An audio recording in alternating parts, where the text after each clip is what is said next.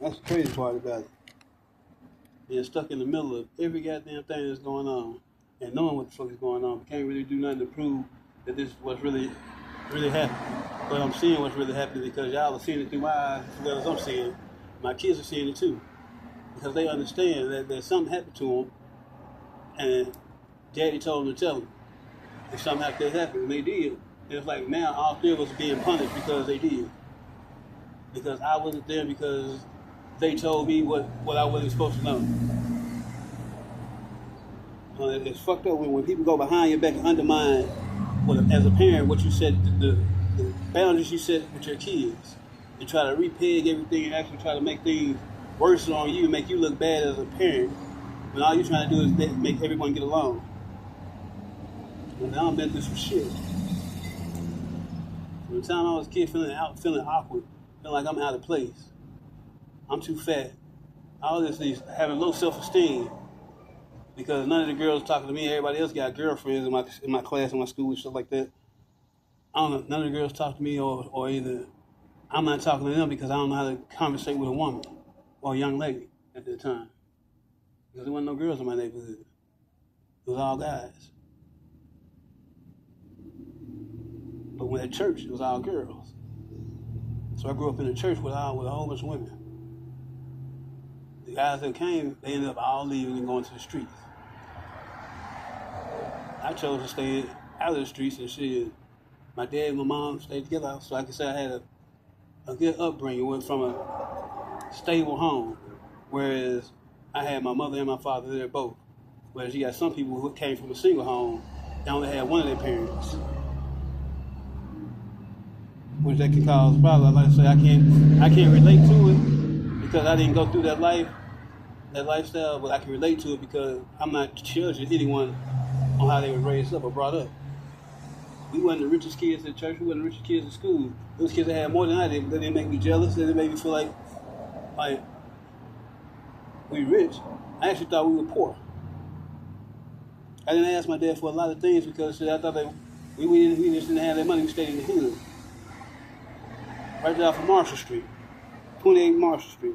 Right the street from Wolf Street. I had my house shot up twice because my brother went and joined Grand Cross Roosevelt, 23rd, and we stayed in the Vice Lord neighborhood. This is all I really had to do, huh? Just record myself and just sit back and talk and listen to myself talk. I guess I'm at a point now where I give a fuck, but I don't give a fuck about what the next person thinks about me or what they think of me. But to a certain extent, everyone thinks about, you know what I'm saying? Don't nobody want nobody to think negative of them or of the things that they do. To the degree of saying, okay, I just don't give a fuck, I'm just going to act any type of way in front of anybody. It's a thing called respect. And I was brought up in a home where we respected our elders, respected my mom, respected the pastor, respected everybody, respected kids. And to be getting disrespected the way I'm getting disrespected, it's throwing me for a loop. And I get angry sometimes. Sometimes I have to catch myself because in every facet of life, you have to keep your composure. You got to keep your composure. Sometimes I find myself having to tell myself that all the time. Keep your composure, because there's times when I've lost my composure, lost my cool, and it's ended up putting me in jail. I'm getting harassed, and I know that these are voices in my head. I'm being harassed, and I'm the only one who's going to jail. I've been to jail 5 times over some bullshit because I'm getting harassed. But then they say, you got the drugs in your pocket, so it's kind of your fault. Yeah, I got drugs in my pocket because I had the drugs in my pocket to cope with the situation that I'm going through. Like right now, I'm facing a situation where I can make some money doing this clinical study. But in order to do that, I got to stop smoking drugs or stop doing meth and stay away from weed for a while. So that's something I got to peg myself and work myself up to actually leaving the drugs alone. Staying away from it, trying to better myself at this time. It's time. All this shit that I've been going through basically just forced me to this one point to where I'm actually recording everything that I've been through. And instead of writing it down and letting someone else take credit for what I've said and what I've done, I'm recording it and actually trying to get credit for my own work, my own fruits of my own labor. I want to benefit from it. Because the story I got to tell is a good story. You don't just see no shadow every day or hear a voice that tells you some shit like, if you let your sister fall off the back of the truck, think about Christmas. You'll be the only child. That's very tempting for a child at 8 to 9 years old to think about. Damn, I was the only child.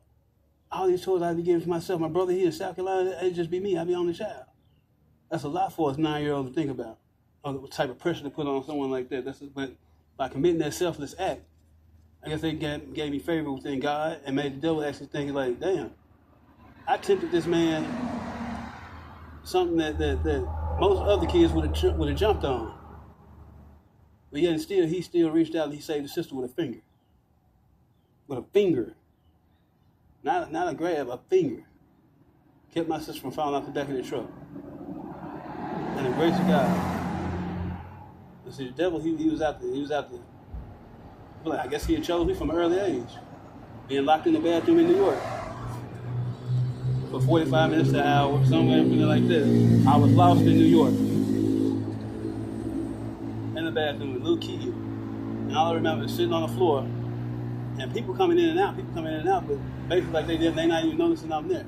But something was right there with me. Showing me something. Isolated, basically showing me a leather box. Code of Fibonacci. How the mind works. To isolate yourself as a kid, and when you're faced with isolation at a later age, you're able to deal with it better. Like I was isolated, damn, from having guy friends, you might as well say from the time I hit first grade all the way up until now. Just say I had friends that call every day, like, hey, come by and pick me up, do. I had a couple of friends like that, Brian Hunter and John Fogel, that would come by and swoop me up and we could just go ride and do things. I miss that. So when I say I got friends, my friends are out of town. My friends are out of town. One is staying in Cincinnati and one of them in Texas, truck driving and a plane. Another one work on planes, in which he's a miracle in itself. He had a stroke and made a full recovery from it.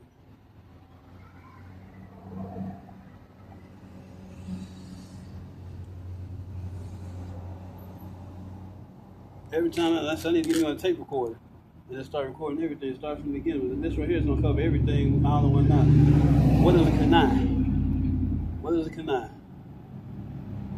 To me, what a Kani means is someone that's at peace with itself and at peace with the world, that's a mediator between both light and dark, that views both sides of the world as being equal, and that everyone in the middle has the right to actually live a free and life where there's no dictatorship, with no one trying to tell you or run you or place you somewhere or label you as being inadequate when everyone is inadequate. The world is inadequate. The sun is inadequate. The fact that it rises and sets and then the moon comes up, that's inadequate. The people you meet in everyday life, they're inadequate. How people die, that's inadequate. But you have other people that want to call themselves Kani that don't understand nothing, don't even understand how to treat a person with humane feelings or have respect for the next human being. Everybody is guilty of that. Even I'm guilty of that sometimes. I've judged people. I've judged people. And now I'm being judged by people who don't see that I'm not the problem. I'm trying to be a better solution than the solution that they're giving. Because the solution to their equation is to put me somewhere where I don't want to be. And try to harvest my abilities, my magic, my talent, and give it to another. That's not what God placed me. He didn't place me here, neither did the devil. They didn't both peg me to be Dick Jr. and a Kani just to be sitting in a hospital, in a state hospital, when I should be reaping the benefits of all my beautiful actions, all my beautiful things, my beautiful creations. I always said, Dick Jr. Dick Jr. grew up in hell with not just the finer things, but he had good things. All he really wanted was to write a Bible, write his own Bible. Let the world see things differently through his eyes, his view. Everybody got an opinion about everything that goes on in this world, and everybody's opinion is important. Some people blow off the next person's opinion as just being just a thought, or just something. I'm gonna look over there. I don't need to hear that. Some people hear it and just don't take heed to it, or in one ear not the other. To me, a Kani is somebody that's strong enough to actually go through problems and go through ordeals, be embarrassed, made fun of, interrogated, family insulted, and still be able to maintain and go about his daily activities with a strong foundation on what he's heading, what he's trying to do. Even when you got everybody pegged against him to not even help him do anything. When no one even lend a helping hand, he still finds a way to get shit done. Honestly, I say shit a lot. I curse a lot. I'm not the best person in the world. I'm not the handsomest guy in the world. I'm not the most strongest person in the world. I can't sing that good, but I try. As long as you put forth the effort, that's all you can do. Put forth a good effort. Put forth your best foot. Put your best foot forward. That's the best way thing when I was working at Best Way Rent On. Put your best foot forward. My best foot has been paving the path of people getting paid off of my efforts. But looking at me as I don't deserve to be paid if I knew that I could do all this stuff. If I knew I could do all this stuff, trust me, I would be doing it. I would have been doing it. But for someone to find out and actually see that there's talent within someone who didn't think that he was talented, to actually, instead of bringing that talent to the light, bring the talent to the light and say it's his talent. That's fucked up. That's not being a Kani. That's not being honest with yourself or being honest with the next person. A Kani is something like a leader, a pastor would be considered a Kani. He's leading his congregation, trying to lead them to salvation. Not every man or every preacher is perfect. He's only a man.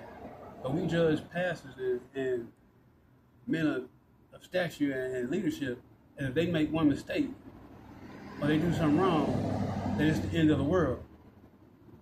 Whereas he's only a man. He's not a God. He's only a man. It's like a pastor get caught for cheating with the congregation, the women in the congregation, the married women in the congregation. Yeah, that's not right for the church. It puts a bad stain on the church's eye, on the church's following. It makes you look differently at a church, going to church. But he's only a man. That's what he's going to have to take up with God when he pray every night, when he go home and look himself in the mirror. He's going to have to be a better pastor or a better person. They ask him to step down. You can't do nothing but step down. You do something like that, and they consider that the most heinous thing that you done did, and you apologize and you do everything, go to counsel and all that stuff like that. I mean, you shouldn't be put out the church or looked at, oh, that's a bad pastor, or condemn him to death, he's going to hell. And no. That's just saying that even a pastor can sin. Even a pastor can sin. Even the president can sin. Every man and woman, we sin every day. We tested every day by the devil or whoever you want to say. We're tested every day with life's troubles. They either make the right choice or the bad choice. A right choice or a right decision or a bad decision. Life is about the decisions that you make, the choices that you make, and the decisions that you have to live with. The choices you make basically forges the decisions that you have to live with. By me, starting to smoke early, what is the word? I didn't grow much. I didn't grow much more taller than what I would have grew if I would have played football in high school. The muscles and stuff like that, I shortened my growth spurts. But to be mad at me and say that this right here doesn't make you a Kani because you're not this tall or you don't have a big dick, that's just blasphemy on all the works and stuff that you're trying to steal from me. And you want me to make you a cold conniving when you fucked over my family, fucked over my kids? Basically, you know what I'm saying? Basically just fucked over the Dixon name. My mom always say, you're from royal blood, you're a king's kid. And for a long time, I didn't understand why she said it. I thought she just meant that children of God, or children of God, that I'm a king's kid, God is a king. Jesus is a king. God is a king, I'm a king's kid. Because she prays for me every night.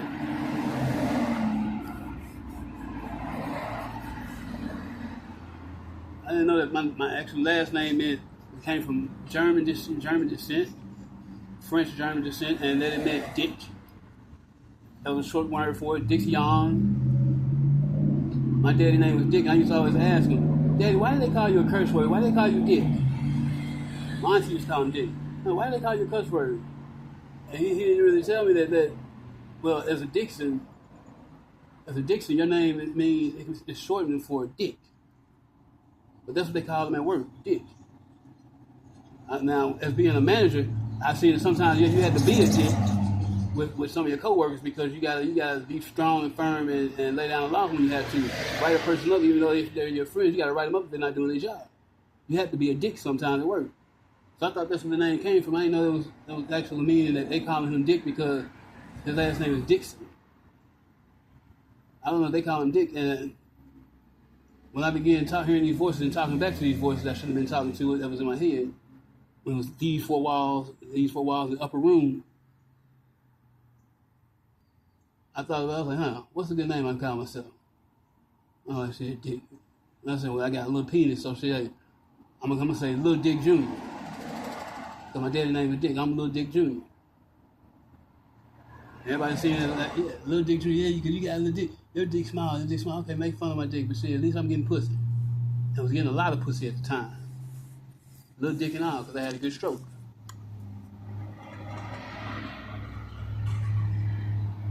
Little dick, good stroke. MKO just finest. Little dick, good stroke. Albert Dixon versus Portia Dead. Huh? Ain't that some shit? Portia got that good big pussy. He got a little dick, but he got a good stroke. Good dick hair.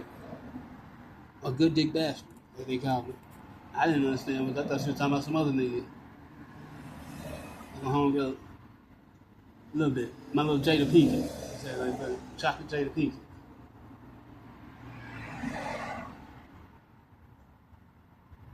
If this ever really make it anywhere other than shit, me just putting thoughts on, recording thoughts, cool. A100, thumbs up. It's the truth. Nothing but the truth. I can sit here and lie to you and tell you, yeah, I fucked plenty of women and plenty of fine women and all this stuff like that. That is a lie. I was damn near petrified to talk to half women. I had to be either fucked up or drunk or high or feeling myself to actually even hold a conversation with a woman that I thought was out of my league. But my dad was telling me, you shouldn't be scared of women, you know what I'm saying? That I thought my girl that went to church with me was just the top, the 10, the creme de la creme. That made me just go cuckoo for Cocoa Puffs. At that time, I didn't understand that shit, that maybe she was a waterfall. Don't mean no disrespect by saying that, but that she was a waterfall and that I should have stuck to the rivers and lakes that I was used to, that I knew she was out of my league, and I knew that I really wasn't her type, but my attraction to her drew me closer to her and made me reach out for stars that wasn't meant for me to grab at that point in time. And I ended up letting a couple of smoother, more my speed relationships slide right through my fingers. A little high school honey. And that's what shit. Tiffany Craig. That slide right through my fingers because I was too busy trying to say, and I knew that I was going feelings for this girl, and when it came out for her telling to take that next step, I knew that if I take this step with her, I'm not going to be able to be truthful with her, knowing that I got a fiance, that I'm hiding this from someone else that I'm trying to be with, which was the best decision I could have made, but at the wrong time. I mean, shit, both of them was beautiful. Sandra was more older, or my CH, she was more older, nice ass. I mean, damn. Ass like a basketball. You can bounce in that motherfucker for days. But I just couldn't see myself bringing myself to hurt that young lady by saying, by taking her virginity and telling her that I love her and stuff like that, knowing getting with her too hard. I wasn't gonna be able to put forth the effort to actually be with her like that. That's what makes up a Kani. A person who actually knows that, okay, I can do this, and easily get away with it or try to get away with it, and actually realizing that this right here can hurt more than just one person, and all three of us end up hurt at the same time, instead of just letting something go that could have been something good. Mm-hmm.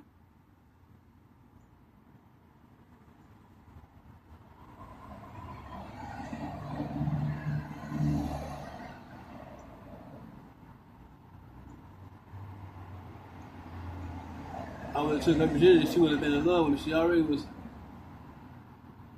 And that way I would have had to lie to you and her at the same damn time and actually end up hurting both y'all feelings and losing both y'all at the same damn time.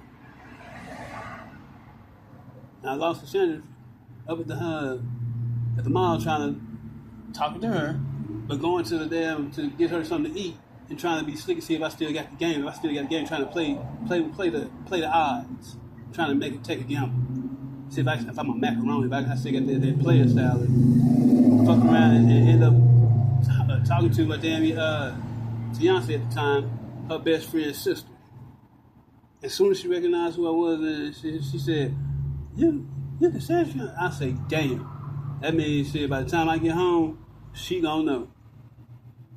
By the time I got to the house, she knew.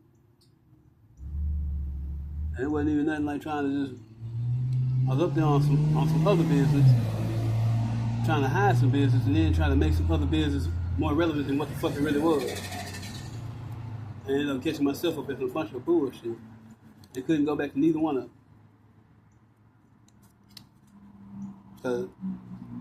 Because, high school, she ended up moving on. And all this is crazy.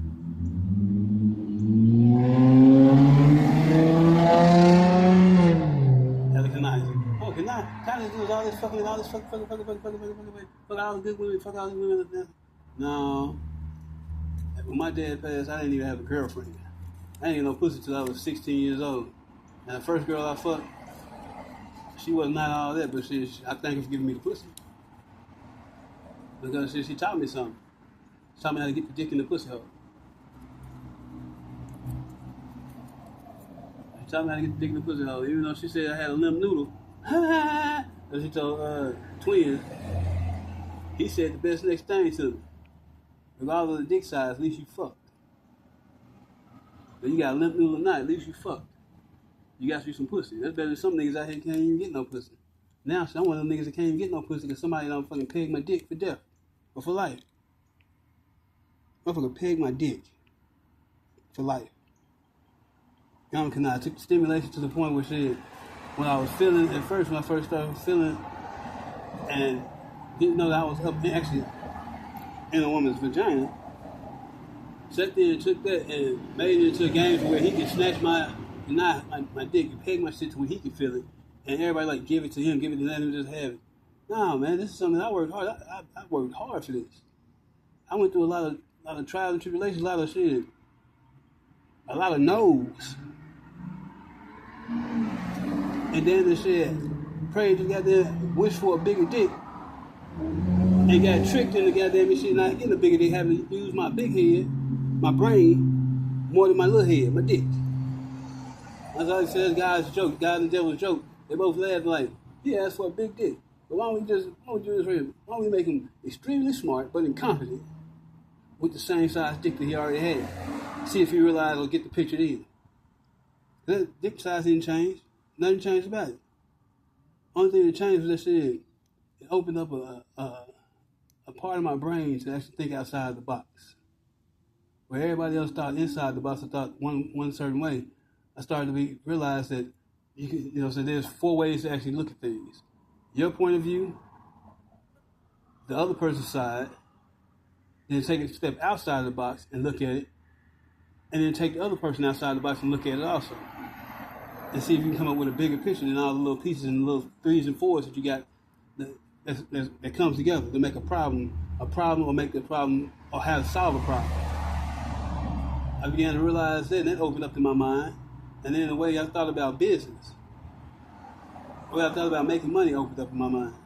At 16, so the first thing I thought, if I stay at this house in school, in high school, I can make myself a popular kid at school. Going from not being a popular kid at school to being the one in the school. How can I do that? And formulated a hell of a plan, but didn't have the drive or the ambition to push it forward because I didn't open my mouth. Someone, I kind of got pegged by my brother, because he started to talk too much. Like now, I'm talking too much now. So I kind of went within myself and just kind of stayed within myself. I talk too much. If I talk too much right here, then maybe someone else think I talk too much and they ain't gonna like me. It started beginning the self-confidence, that self-esteem drop. So I went through high school knowing that I could have been the shit, and still was to a certain extent. You know what I'm saying? High school, junior high, basketball manager, talked to some girls, see my homegirl, Toya Hobbs up there at school. There's another one of them lakes or rivers or streams that I was used to that could have been something beautiful. Not saying I'm knocking anything that me and Cassandra had, period, never. It's just that I knew that she was out of my league, and that right there caused me my self-confidence to go down once again. Because I know that older men was looking at her. Older men desired my ex-fiance because she looked like she was an older woman, like she was a woman at her age. And what we had would always be special to me, and I'm not talking down on it ever, nothing like that. She's the best person I ever known.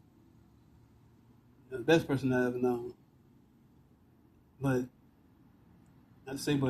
And knowing that what I felt between me and Toya, the friendship it was actually a friendship from school. It started at school, started when she came to church, and then she disappeared from the church. And then when I see her again, we're in junior high. I'm in the 8th grade, she in the 7th grade, and all of a sudden now they start coming back to the church. That friendship right there, so you sit up in the choir stand and play tic-tac-toe together while the pastor preaches. So there's just little small minor things that make a relationship, a friendship. That's basically what a relationship is built off of. The better your friendship with a person, the better the relationship will be.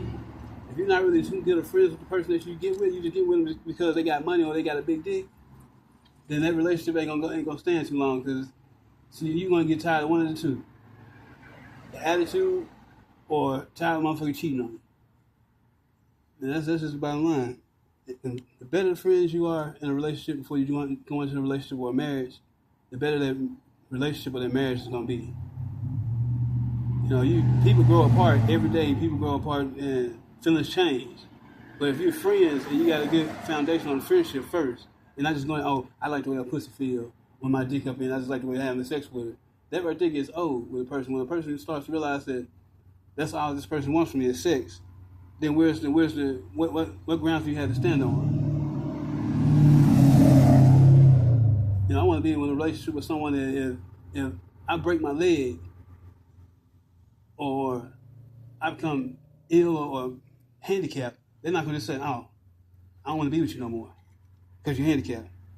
That's not a relationship. That relationship isn't founded on nothing but lies. So what it means to be a Kani to me is actually understanding what life is and how life could be, and trying to make a change in yourself to get to that better life. And that's all I've been trying to do, make a change within myself to get to the better life. It seems like that better life is getting further and further away from me, to the point where the people who can help me change my life would rather see me institutionalized while they reap my reward. Reap the benefits of my reward, my fruit, what I'm doing. And that's just not right. I'm not standing for it. I'm fighting tooth and nail against a whole army of people. It's like my mind is being tortured every day, constantly, with things that that's being said that, oh, we owe you this, we owe you that, we gotta give you this, we gotta give you that. And I'm like, okay, you're gonna give it to me, give it to me. And then all of a sudden, 20 minutes later, you know they ain't gonna give it to you. We ain't giving you nothing. Shit, I want this, I want that. I'm not giving you this until you give this person this. I'm like, but then why say that you're gonna give me anything if your intentions are not to give me anything at all? Because I can be doing better things with my life than just basically waiting on a handout from y'all that I'm not asking for. That you're telling me that you gotta actually, I gotta give you this. I gotta give you this. And waiting on something like that drives a man insane. And it takes a strong mind not to drive you, let that drive you insane. That drive you to the point where you actually go and do something to hurt someone else or hurt yourself or put yourself in a predicament to where you end up in the grave or in jail. Now that a strong mind makes a Kani. Being a man about a situation and actually understanding bravery, having courage. And some people say I'm a coward because I don't do certain things. No. I've died 1,000 times in my life over certain things I said, certain situations that I should have changed, but I want to change, go back to the past and change them. But realize that by going back to the past and trying to change this right here, it's not going to really help the current situation. My current situation is not that I'm a coward. My current situation is I'm put in a position where someone is basically trying to torture my mind and use this process to break me down to actually make people view me as a coward. Because I don't come do this, I'm not going to come hit this person getting over on you, this person doing this person is lying to you, and you know that they're lying to you. That doesn't make me a coward, that doesn't make me a bad person. That makes that person who's lying and doing all the lying, underhanded, sneaky stuff, that makes you an honest person. My name is Albert. It means honest and earnest. Honestly, I'm putting my best forward, I'm telling the truth. And earnest means I'm doing my damnedest best to keep from telling a lie.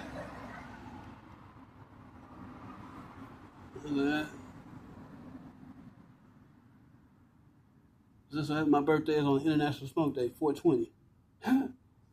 When the year 2020 hit, I thought I had a good idea for a t-shirt. Like off the movie Friday. 420, twin. There you go. I actually tried to make a t-shirt out of that right there, a fundraiser t-shirt. My birthday. I don't think nobody really caught the humor out of it, but it was funny to me. The year 420 and then 2020 twin. It was funny to me. I caught it. I said, different strokes for different folks. You can't blame the next person for not thinking the same way that you think or believing the same thing that you believe in. I don't know how many people's attention I got right now. They probably turn my volume all the way down. It's like, we don't even want to hear you no more. You just rambling on. Well, sometimes the best ramble and the best drift be the best conjures of all.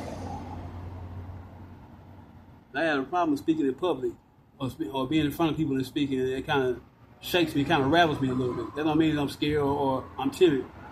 When you have people that's trying to make you timid and force you to be timid and trying to on purposely change the way that you think and change the way that you feel by brainwashing you into doing things that they want you to do, it's a big difference.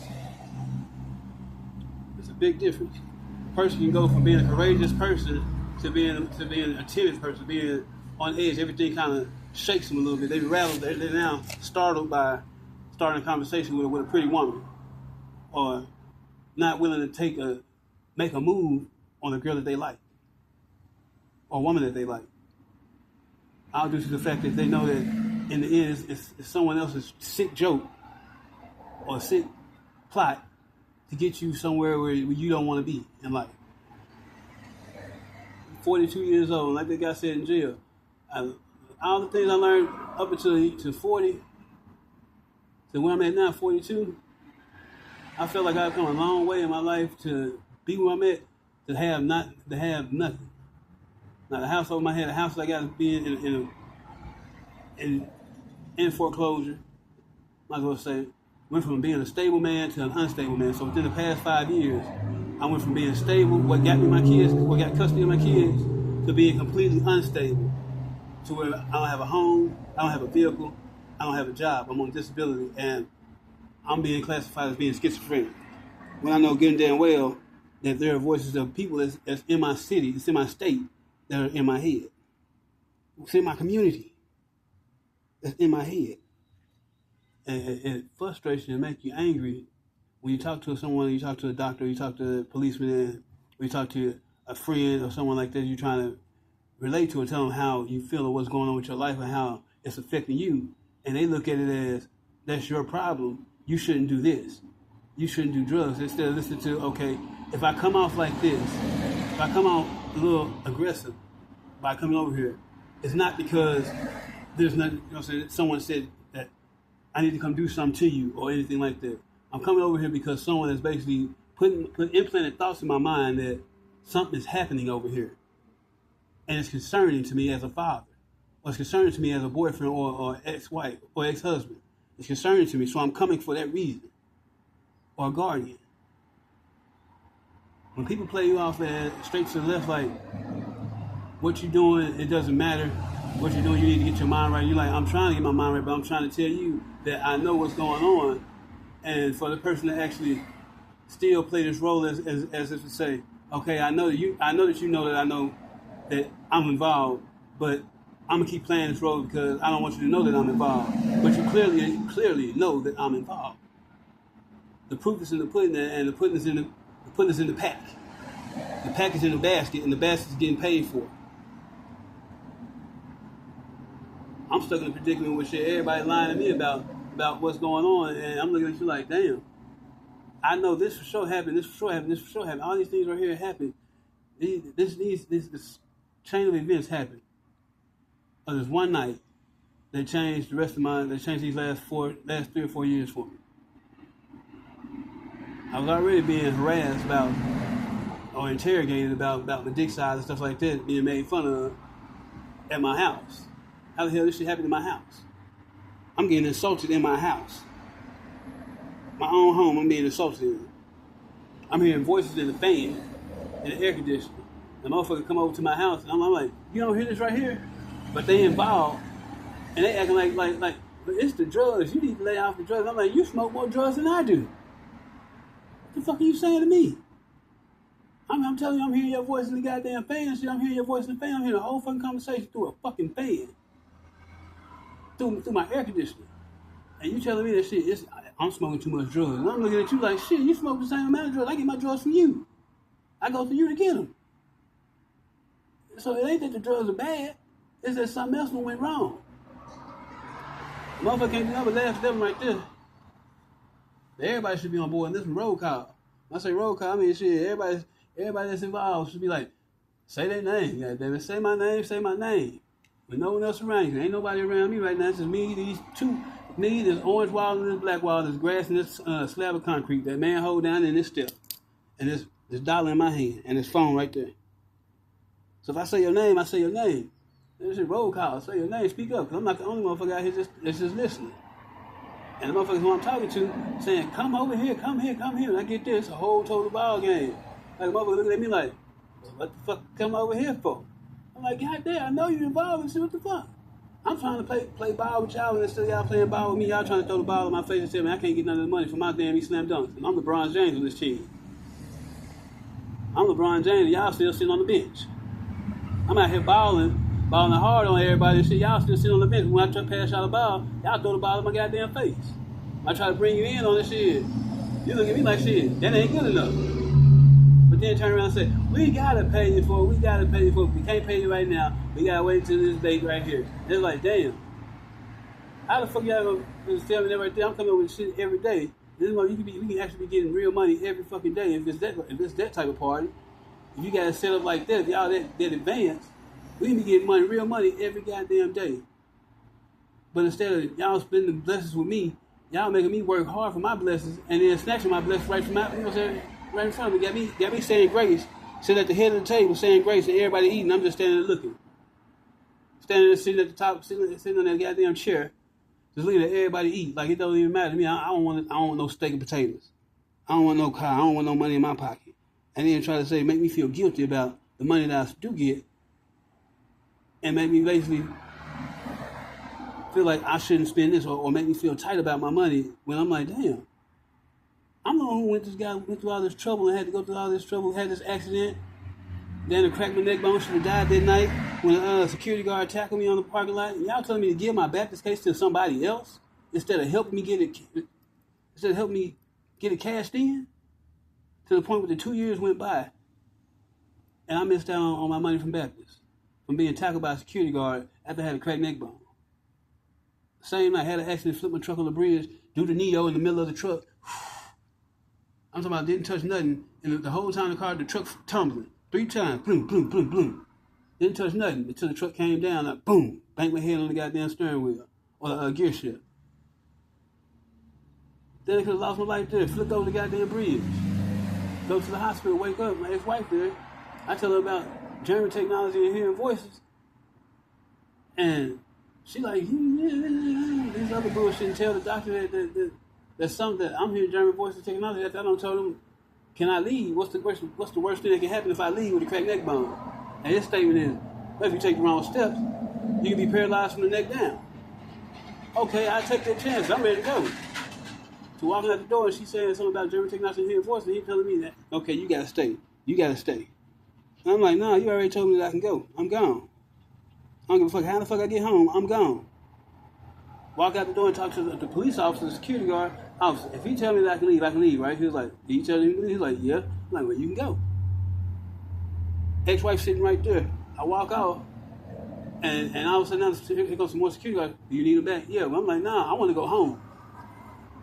Yeah, I elevated my voice, but shit, not to the point where I'm like, not throwing things and yelling and trying to be aggressive and fight nobody. No, I'm ready to go home. He just told me that I can go home. I'm ready to go home. I damn near died on this bridge. I'm ready to go home. Nobody believes me when I'm telling you I'm hearing these voices in my head. I know they're in my head. I'm ready to go the fuck home. To the point where I'm outside on the parking lot, being surrounded by security guards and saying, you gonna tackle me? I got a cracked neck bone. You gonna tackle me? And the nurse saying, he does have a cracked neck bone. To being actually tackled, excessively tackled in the most. In which the same nurse that said he does have a cracked neck bone came over and basically was holding me down, trying to pull my arm behind my back. Put me in handcuffs.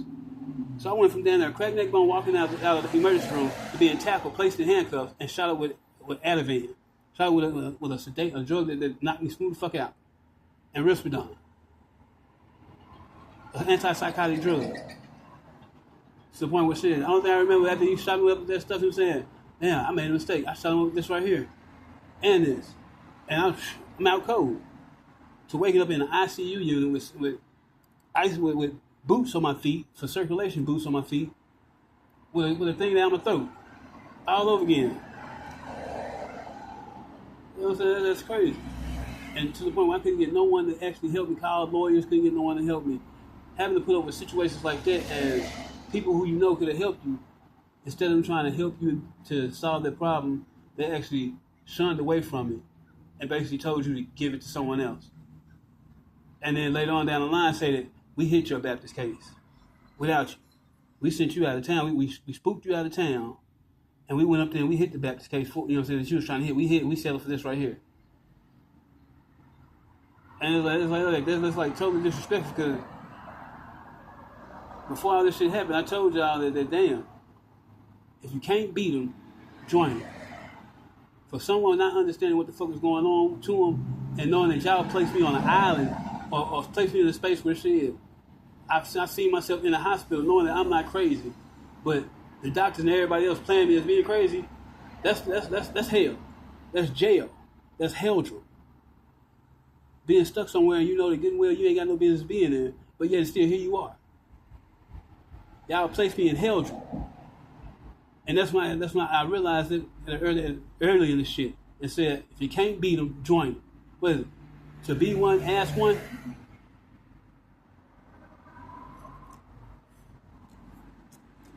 I told y'all, simple as this. I give up on that right there. Let me join. Whatever the fuck you just did to me, I don't want to feel that shit no more. To the point where y'all said, okay. And then kept on going down that route to the point where now, y'all can't even peg me. You can't get me lost like that no more. You did it the other day. Before I went to the hospital, you did that. I ain't gonna lie. But see, that came from, how can you, like saying I put on rollerblade drawing. How can you deny a Kani with his own belongings. You basically stole something of mine and using it against me to defeat me with giving me no access to my own shit. You seeing everything that I'm doing, everything that's coming down the line, down the pipeline, and it's not even your property. It's not even your Kani. It's mine. It's my words. And it's being written. And when I written it, I spun that book. That motherfucker wrote itself. It started moving. And everything that I basically showed y'all through my eyes, it was like, I know I'm experiencing this by myself, but I know I got somebody in my eyes with me. So I'm experiencing it with you too.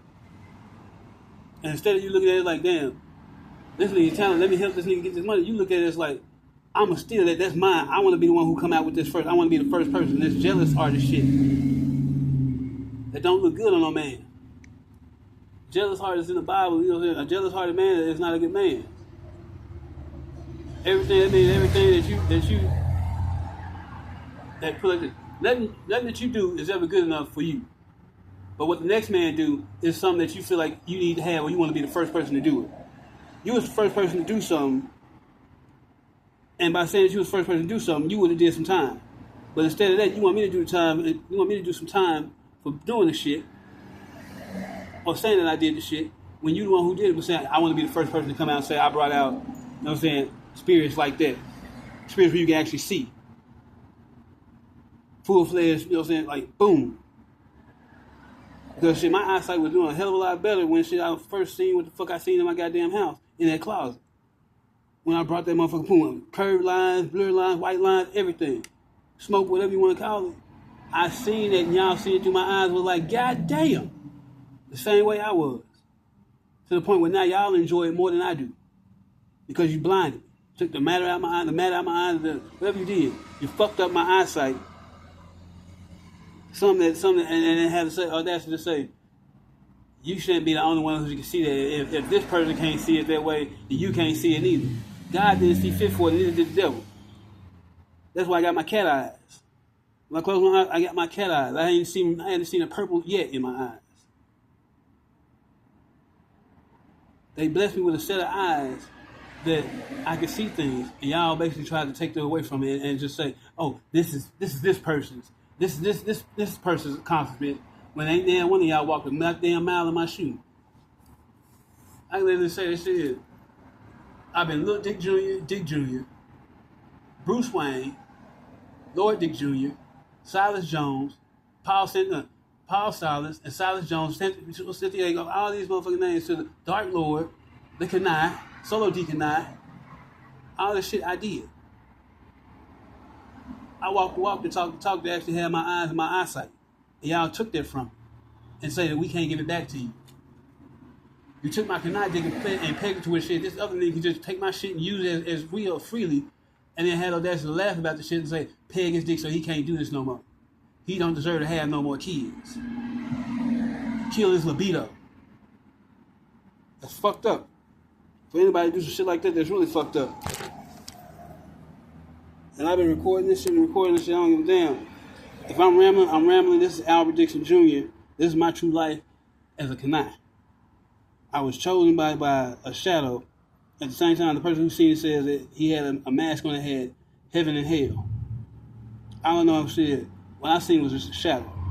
I walked around my old house with a shadow, and he explained to me a whole bunch of things. Until he talked, and I got caught up looking at his hands because he was moving his hands so fast that I missed one major important thing that he said: if you spit on this house, it'll turn to gold. And that would have been my high school dream right there. That house, and actually turned into a house where I could hang out at school, bring my friends by, throw parties and stuff there, start my little club, Young Ballers Incorporated. I actually had a goal for where it was going. Not just something just last this 1 year. No, something that went on, had chapters and chapters. Oh, like setting up a foundation for something that's still to be going around today that would be something beneficial for the next up-and-coming person or the next up-and-coming talent, or basically trying to say, give out scholarships, something like that, to the point where it actually grew to a foundation. Grew to something that actually meant something. to the point where now I have an opportunity to get this money, or people saying we owe you this money that can actually change my life, change other people's lives as well, and they don't want to give it to me because they feel like I don't deserve it, or you just gonna do this right here with it, or that right there. The choice that y'all made to not pay me because y'all say that I didn't deserve this right here. If I didn't recognize my own talent, then I didn't need this. No one told me that I could conjure so good. All I know is in elementary school, when they said Valley Forge, the Ward Valley Forge, I was able to think in my mind, boom, that I was out there in the cold weather with them soldiers. That I was there with them. When they said in church, when they said Daniel in the lion's den, boom, that I was in the lion's den with Daniel. I was putting myself in places where I was thinking, or what was said to me. It's like someone took that sight from me to the point where I can't see where I'm going now. I can be in New York, but not know that I'm in New York, be standing right in front of someone famous and wouldn't even know that I'm standing in front of. Whereas, man, it's crazy. It's crazy. I'm 42 years old. I ain't never seen no shit like this in my life. A bunch of lying-ass motherfucking grown folks. They basically tell me that I need to give someone a gift that ain't worthy of it, that doesn't deserve anything, that lies and cheats on every goddamn thing in life. Like, you don't cheat in the game of life. When you play the game of life, you only get one life to live. I've had several. I should have been gone several times. When some people only get blessed to only have one accident and leave this earth. One car accident, boom, they took their life. One motorcycle accident, boom, they take their life. My ex-wife's cousin James fell off the back of his motorcycle, bust his head, he died. My brother-in-law, big word. You know what I'm saying? I sat with him the day before he passed, and he told me about everything. Like he talked to me about him being up there in Denver with Cedric Cobb and being at all them parties and stuff like that and shit like that, and him taking me to the club and showing me around the club and stuff like that. That's what a brother-in-law's supposed to do, a brother. The parties he threw, oh man. The strip shows, man, I felt like a little kid in the candy shop. There was titties and ass everywhere, and I had access to all of them, being a concierge. Whatever you want, just let me know. I'm oiling up ass and titties and all this type of shit. That's what a Kani is. That's what most people, you just look at it from that point of view right there, that would label a person say, okay, this is what a Kani is. Being around a whole bunch of women in this situation right here, you getting all the pussy and all that right there. It wasn't about that. That man was making money doing that shit. He put me in situations where I actually seen how you can get sponsors to pay, you know what I'm saying, to pay you money to put on a program and how to go about doing it. But me having to actually get up and go and do it myself, I didn't have the backbone to do it or the ambition to do it. But now I got the ambition to do it, but now I don't know the people. I don't know who to go to. And the people who do know the people, they won't fucking share or help me get to a point where I can help everybody else. I keep telling this certain group of people that help me get some of my money, and we all gonna be rich together. Instead, they rather help this one man steal all my money and everybody else's money and get away with everything scotch clean. And then blame it on a video game or blame it on some other program that they rigged just to be an asshole towards me. But it's the same guy, just playing two different roles. And in both these roles, he's basically wanting me to give up everything that I got to him. In a virtual reality game and in a reality life. Like I'm supposed to just bow down to him like I'm scared or something like that. Nah, nigga. You from the hood, I'm from the hood too. You know some people that I know some people that you know. I know people over you. Yeah. It's just shit. The life I chose was not to be no street thug. It would actually be something special, you know what I'm saying? I was destined to do something great. And right now, I'm in the prime of my life where I can do something great. And I'm being held back by a group of people who want me to just do something great so they can benefit the rewards. And that right there, that's fucked up, that's stingy. However you want to call it, it's not fair, but I'm not going to say it's not fair because life ain't fair. Everybody's given a life to live, and some people's life is better than the next person's life. My life wasn't just the shit, but it was better than some people's life. Some people were a lot poorer than what the fuck I thought my family was. And I can relate to them because I thought that we was on the same level. But to know their struggle, to know their struggle and know what they was actually going through, that's something totally different than just saying, okay, we poor, you poor. Yeah, some people who dad didn't have a job, but my dad gave him a job. So for a motherfucker to go and try to down talk and try to play my dad as some hoe ass nigga or some shit like this, that he wasn't the shit, and he did this and the third, nigga, use a damn line, you should be shot in your fucking face. My dad did plenty for other motherfuckers who didn't have jobs. Dad worked on this job for 27 years. And I read just about the whole church, the brothers of the church, worked up there with him.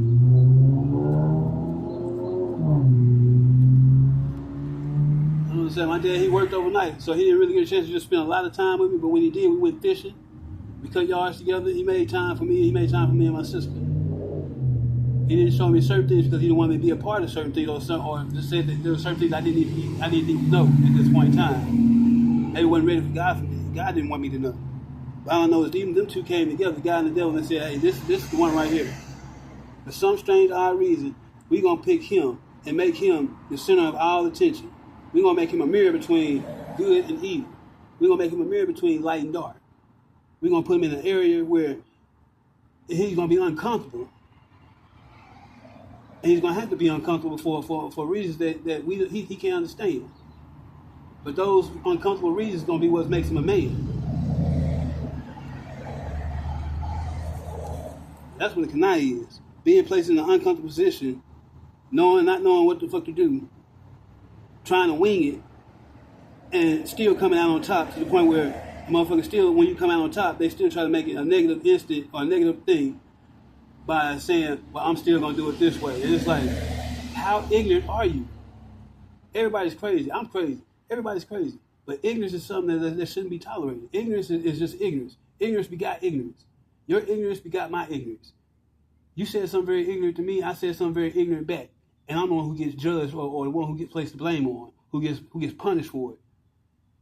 Ignorance is going over to someone's house and you know where they are and fucking over their family.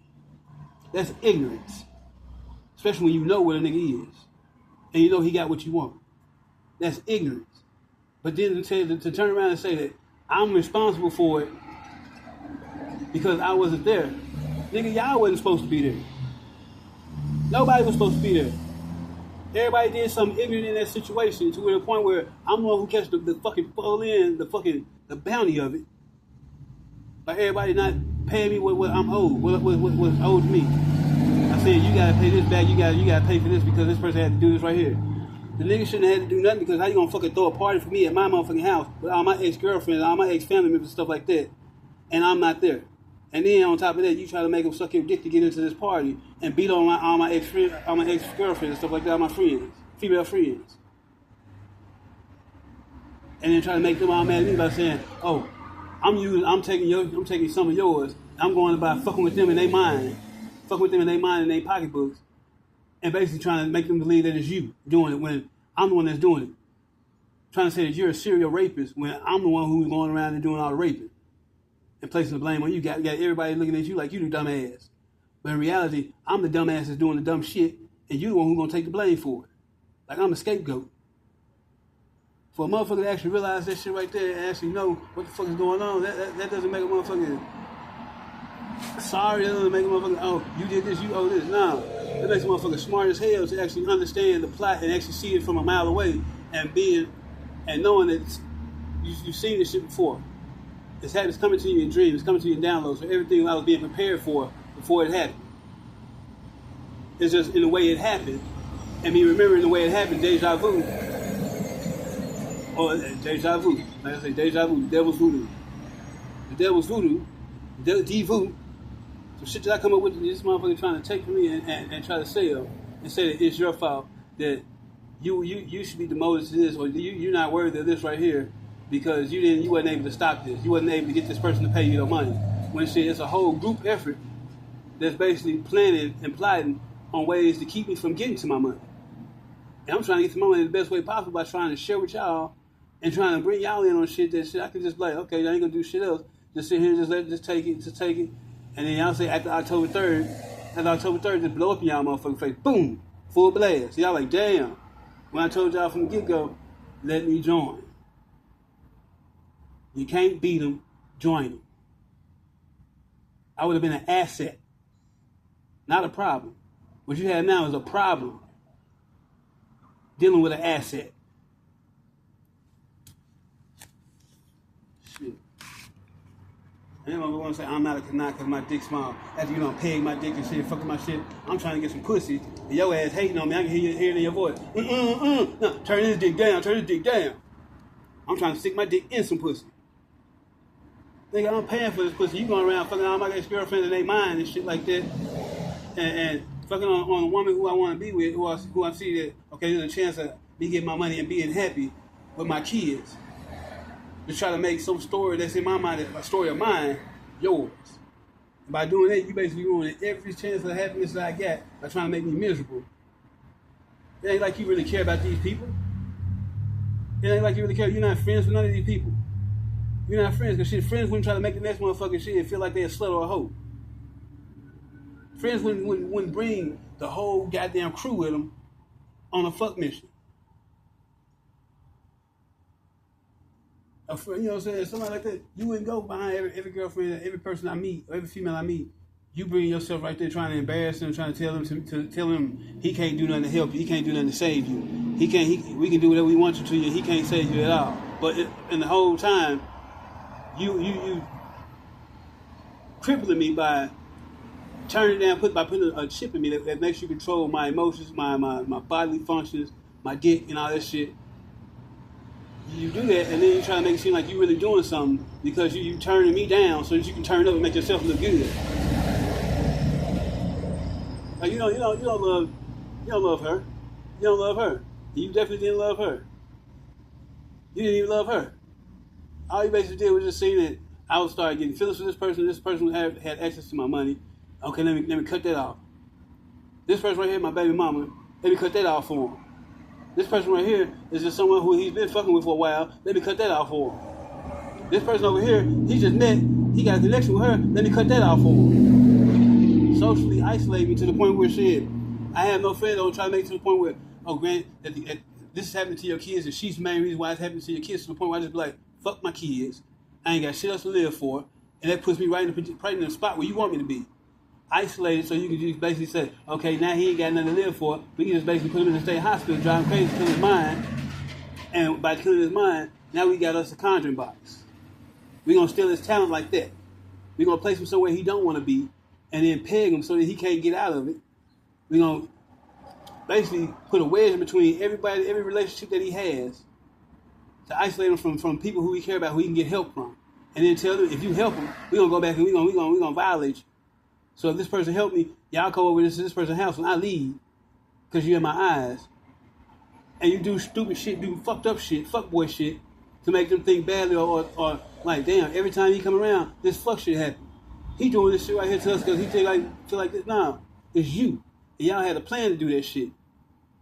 I go over here, y'all over there doing the fuck shit. I go over here, y'all doing the fuck shit over here. I go over here, y'all doing the fuck shit over here. And then you doing this little kids. Nigga, that don't make you no fucking Kani. That make you a motherfucking child pedophile. A motherfucker need to be in jail. But you want to say it's in the name of science. You want to do it, it's in the name of a study. It's in the name of science. It's in the name of you should have been there.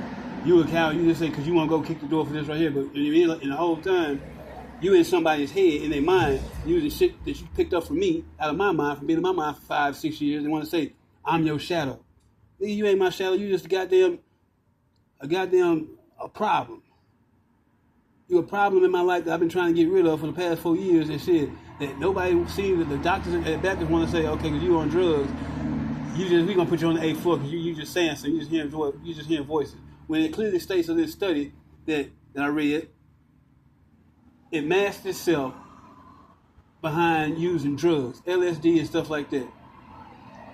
If a person was on drugs, and they have a 99% chance of not believing nothing that you say because these drugs make you hallucinate. So hearing voices is a part of hallucination. So this is basically like a Kani's dissertation on MK Ultra. Because this book is going to be a real book. So I can say MK Ultra in this book because that's what's being said to me. MK Ultra was a program which they interrogated spies. It came from Germany. Adolf Hitler started, or his scientists, his team of scientists, mad scientists, where they were doing experiments on people, inhumane experiments. Let me just school you on some little knowledge. Like I say, when it came about, it was doing it for spies, for interrogate spies to find out information. As it went forward, they began to dig a little deeper as far as like magic and demons and stuff like that. And trying to be all powerful, mind control. Coming up with serums to actually control people's minds. I guess they pretty much came up with it. The Seder juice. Or I come up with it eventually. But either way it goes, my birthday is April 20th. And Albert Einstein, which is a smart man, came up with a lot of creations. And Adolf Hitler, the man who came up with this program, who was in the front or the front line of this program, MK Ultra. I share the same birthday with him. 420, International Smoke Day. You know, who would have thought? And when I think about it, I'm like, damn, I'm smart. Someone told me you're the smartest and competent person that I know. So I'm going to say I'm the smartest and competent person that I know. And I have you make me too mad to the point where I just hit that switch. I don't know what I'm possibly could do. And I could go off the deep end and see if someone end up getting hurt. And I don't want to end up hurting nobody. I don't want to end up hurting myself. But that's basically where it comes from. Them two. That's the bottom of those. And all I've been doing is innovating things, coming up with ways to pull these voices out of my head so that I can become better with terms of knowing that, okay, I know these voices are in my head. I know. I found it at a budget. I put my fingers in my head and I heard these voices in my head. And they're talking about my everyday life. That's not no crazy voices. That's voices of people who the fuck I know that or I heard of or been around or something like that, because the voices are very clear. And by using water, I was able to bring out a voice tone. Water drip, call it budget project. Might as well say the budget project. I was able to bring out voice tones and was able to tell whose voice was whose by just turning on a little water drip. Drip, drip, drip. And the vibrations from the water and the vibrations from the voices was coming through the water. To using a fan in my room and actually almost to the point where I was able to pull a face up. Just from contact, actually able to pull a face up on the fan. Headed through the air conditioner. Just different things, just beside the refrigerator, the microwave. Waves and gamma waves and microwave waves and vibrations, all these things right here, that's just basically the circle of life. That's natural. To the point where I was being pegged on magnets. Someone was turning off magnets on my thing, on this little video game they got me playing. Turning off magnets to the point where my magnets wouldn't work. Put magnets on our side, he can't use magnets no more.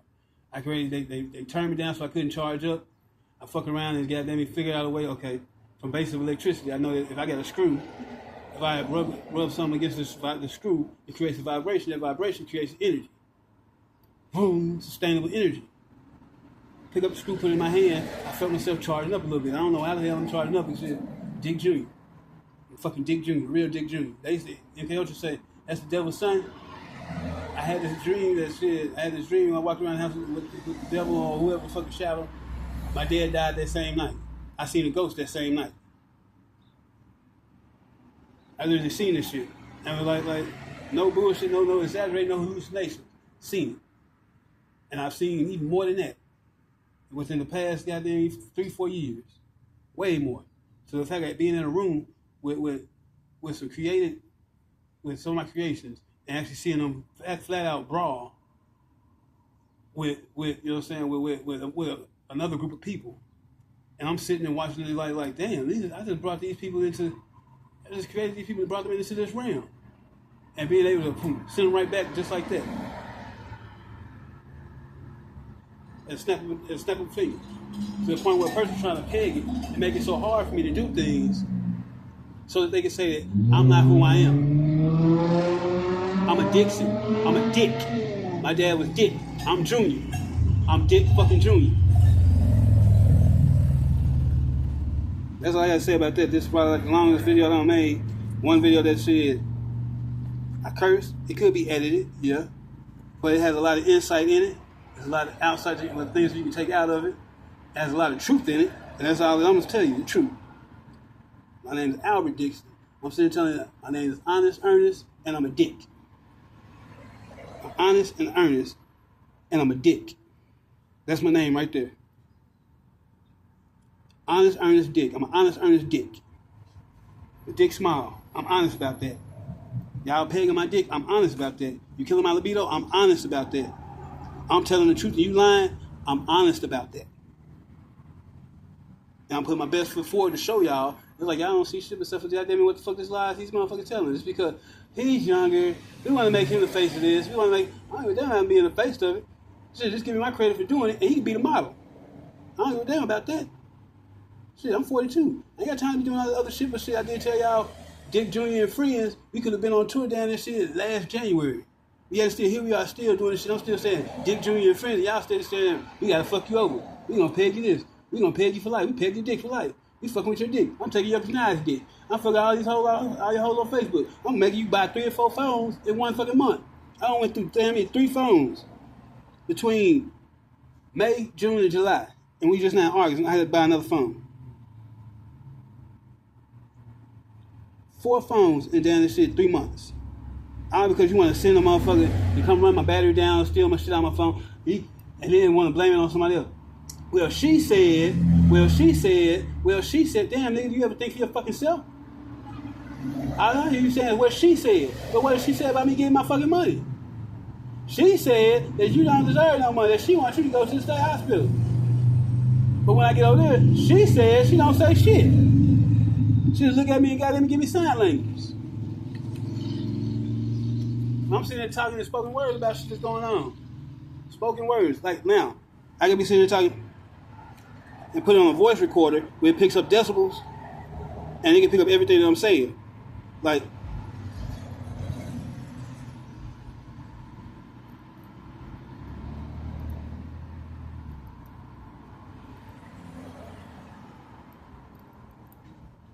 and everybody just heard that. There's not one word come out my mouth, but everybody heard and understood exactly what the fuck I just said to the people who I'm talking to. To the point where shit, I can sit there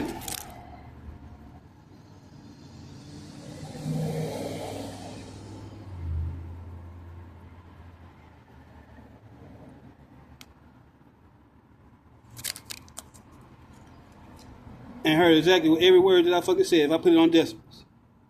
If I turn my decibel go get a decibel app and a voice recorder app, play one and play the other, put it together, boom.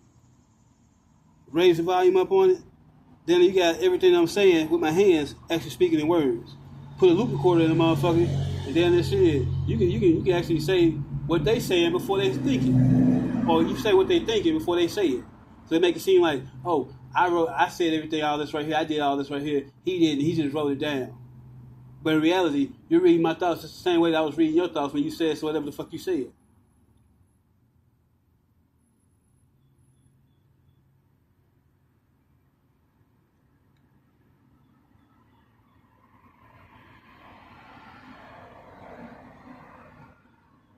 To the point where y'all looking at me like, damn, you ain't saying nothing, but there's words being said and there's a conversation being held that people are actually hearing. It's an unspoken language called, I don't know what to call this language. It's just speaking under your breath. That's all I can say, speaking under your breath. Because you're saying things, but you're not saying it at all. I don't know if it's everybody who does it. Everybody uses sign language different. The hand movement is different, or their body language is different. Eyes, everything. All type of ways to communicate with a person. And you want to, unless you just... I can sit here and not talk and just move my hands and...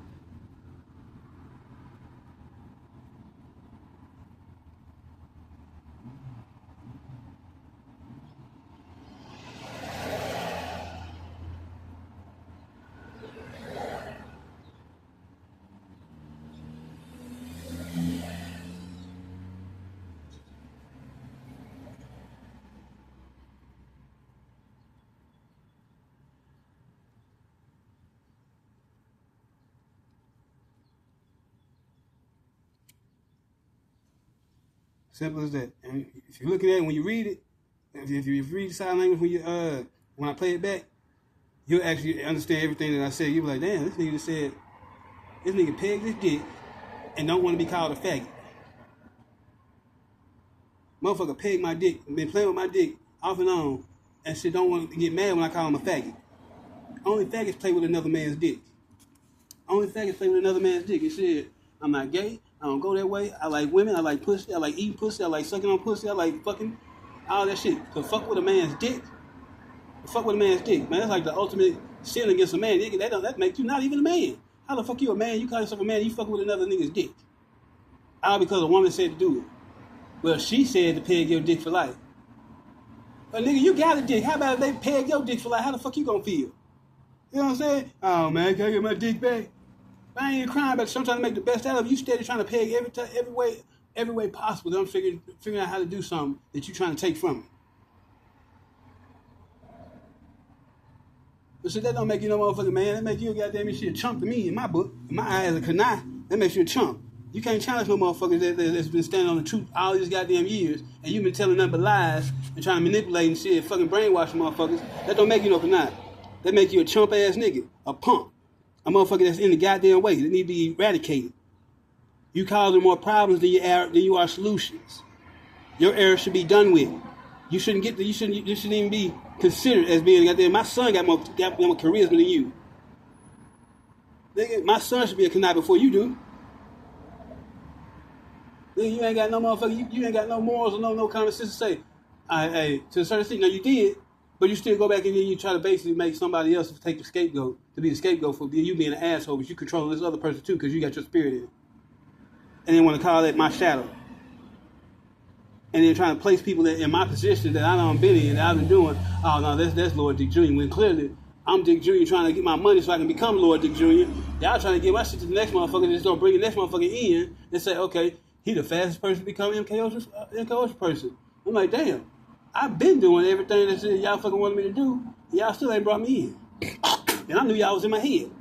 That right there, on top should be like, oh, hell no, nigga, you in. Then when you see I made a fucking shadow, you should be like, God damn, this nigga's off the goddamn ground. We still on the motherfucking wall. This nigga running around shit, we still on the motherfucking wall. Well, I could have been on pulled y'all ass out.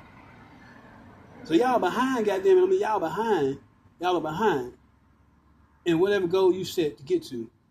All because you trying to steal my Kani, or steal my spot, because someone wants you to be in my spot. You saying, okay, I want you to have your money, but they don't want you to have your money, so I'm agreeing with them. That's when you gotta be a Kani and actually think and do what the fuck you want to do, not what the fuck the next motherfucker tell you to do. I'm gonna do this right here because this is the right thing to do. I'm gonna stand behind what the fuck I do because this is my pride.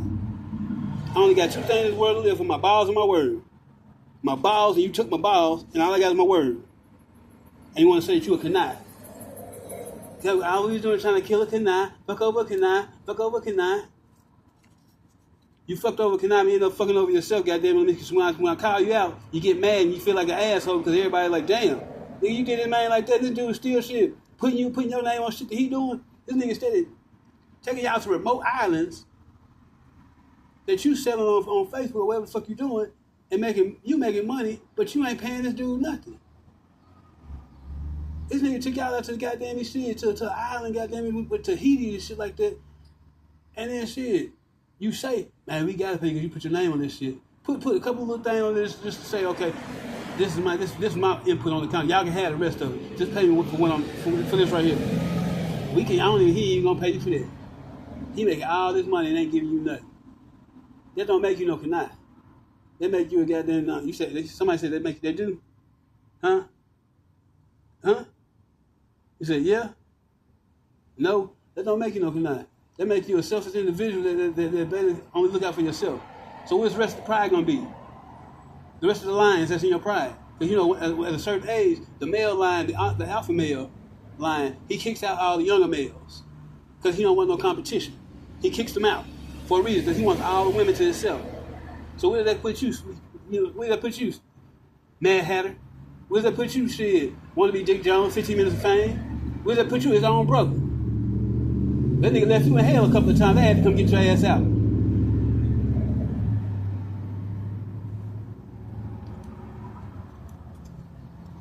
And y'all steady following behind this motherfucker talking about that's our leader. Yeah, y'all gonna be on the outside looking in just like me. Y'all gonna be on the other side of the goddamn wall. He gonna be over there with all the money, all the women. Y'all gonna be looking like, God damn, man, can you share something? Can I get me a piece? And he give y'all scraps.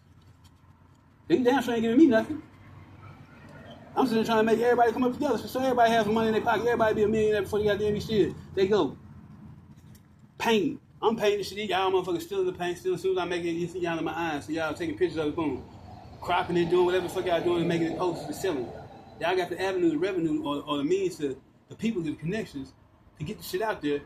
But instead of you paying the artist, he trying to say he the artist. I put myself on my own goddamn website, my own damn Facebook page, Dick Jr.'s artwork. I'm the creator. These motherfuckers take all my artwork and shit off my shit. Take all my shit off. All my hard work to put it on there and shit, goddamn it, get 177 followers for my artwork, for my talent. Me drawing. Me scribbling shit together and the shit coming together and looking good. They took all my shit off of there. Motherfucker got mad when I made a YouTube channel and started putting my content on there and was getting likes and stuff like that.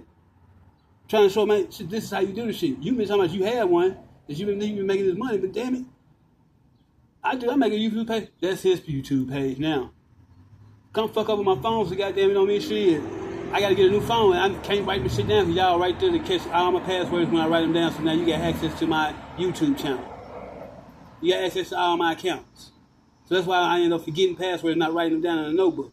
I write them down in a notebook. I might as well just do it right there and just say, fuck it, let y'all get it, and then say, okay, it's his. Because that's basically what y'all doing. If I write it in a notebook, what good is writing in a notebook? I write it in a notebook, you sitting right there, you looking right through my eyes, you gonna get it, just go in and change the password, and I can't get back into my own shit. But every YouTube channel I started doing good, and y'all started hating. I do short stories, y'all start hating. That don't make no Kani. Being a hater does not make you a Kani. Being a selfish individual or a jealous-hearted man does not make you no Kani. Not standing up and doing the right thing for a fellow brother, that definitely don't make you no Kani. That's all I gotta say about that shit. And that right there is the end of it.